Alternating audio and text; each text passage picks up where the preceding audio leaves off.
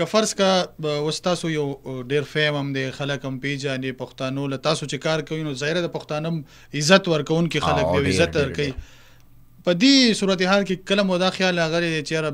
پلانې کس پرسنالټي و بیا هغه چې کوم دی ښه سیاستدان جوړ شو یا سیاست ته رالو دې څه سوچ مو کله راغلی چې یاره سیاست ته لاړ شم د خلکو خدمت وکړم که نه بیا دا یار هم در سره چې یاره د خپل کار رانه پاتې نه شي؟ خالد جانه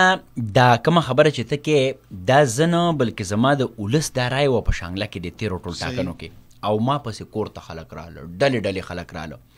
چې ته یوازې دې ته غاړه کېده چې ته د دې ځای نه د ان یا د پی کې اسمبلۍ ته ودرېږه صحیح باقي وي ته مه راځه مه پوسټر چاپ کوه ویده رسر زمونږ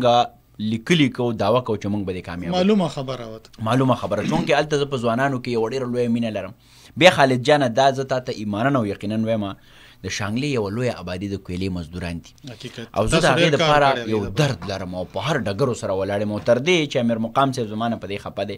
شوکت یوسفزی خفه دی دغسې ډاکټر یوباد خفه دی هغه وایي ته په مخه موږ ته خوله راچوې نو زه یم تاسو زموږ نمایندګان یو صرف د مزدور په سرو سره انخلمه ما یو پیر امیر مقام ته وی ما که ذاتي مې درنه نوکري وغوښته آن ریکارډ دا زه یم یا که مې دا وي چې ما چېرته په جاب باندې کا یا دا وکړه نو ما بیا ماته ووایه چې ډېر بېکاره انسان یې خو ما زه د کویلې د مزدور تپوس کومه چې د ده دپاره ورکینګ فوک سکول ولې نشته دی لیبر کالوني ولې نشته دی ډیث ګرانټ ولې نشته دی جهیز ګرانټ ولې نشته دی ورکر ویلفیر فنډ څه کوي ورکر ویلفیر بورډ څه کوي په دې ما پوره ریسرچ کړی دی نو ما په دې به نه خفه کېږي لہذا د هغه ځای ولس ته دا پته ده چې دا سړی بېایمانه نه دی لالچي نه دی د خپل غرض دپاره څه نه کوي نو هغه وایي چې ته ودرېږه خالد جانه ما پې یو څو ورځې سوچ وکړو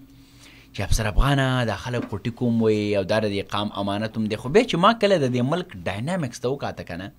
او د دې ځای سیاست ته مې وکاته ته یقین په خدای وکړه په دې ملک کې چې څوک هم سیاست ته راغلی دی که نه نومونه به یې موږ نه شو اخیستی خو ډېر لوی لوی خلک چې خدای ورله په خپل فیلډ کې ډېر غټ فیم ورکړی ورلډ وایډ ریکګنیشن خو هغه چې کله سیاست ته راغلی دی که نه نو یقین وکړه چې هغه خراب شوی دی نو